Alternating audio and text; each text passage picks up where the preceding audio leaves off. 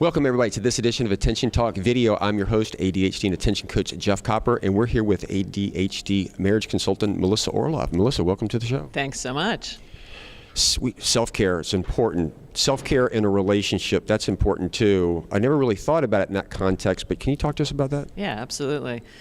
So, you know, particularly when there's a struggle or things going on, we spend a lot of time thinking about how do we fix the relationship, and a lot of times our care for ourselves goes by the wayside when we go through it. But there are very, very important reasons to focus on self-care, aside from the fact that the way to fix a relationship is to focus on yourself and your own issues versus focused on fixing your partner.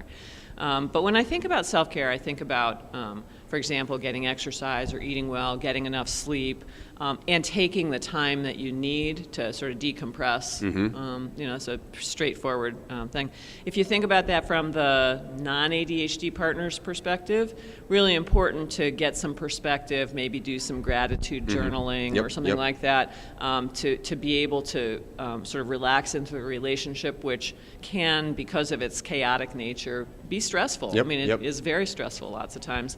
And so relieving that stress, particularly with exercise and things that help your health, is important. If you're sleep deprived, particularly if you have ADHD, it's going to make the symptoms worse. You're going to have a shorter fuse. You're going to explode. That's not going to. You've talked about the ADHD symptom response, and if you're tired and that ADHD symptom is magnified, it just starts to whirl out. All this stuff goes back to self-care, so that you're the best person that you can be when you're there. Which is, again, I think this is a really big deal, and even to emphasize, your partner take the time for the self-care and yourself. Well, so I was talking about the non-ADD partner, but it's just as important for the ADD partner, maybe more so, because a lot of those self-care strategies are actually part of treatment for ADHD, right? So exercise, which is a self-care strategy, is it helps you stay more focused.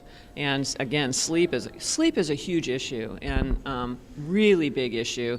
And having a good sleep routine, good sleep hygiene, can be the difference between succeeding and not succeeding, quite frankly, in terms of just your emotional ability to deal with things and the amount of room that you have to take things on.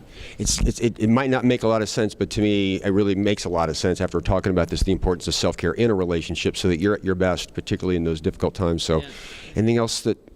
No, I just, take it. You deserve to be able to take care of yourself, so you should go off and do it. Take the time. Absolutely.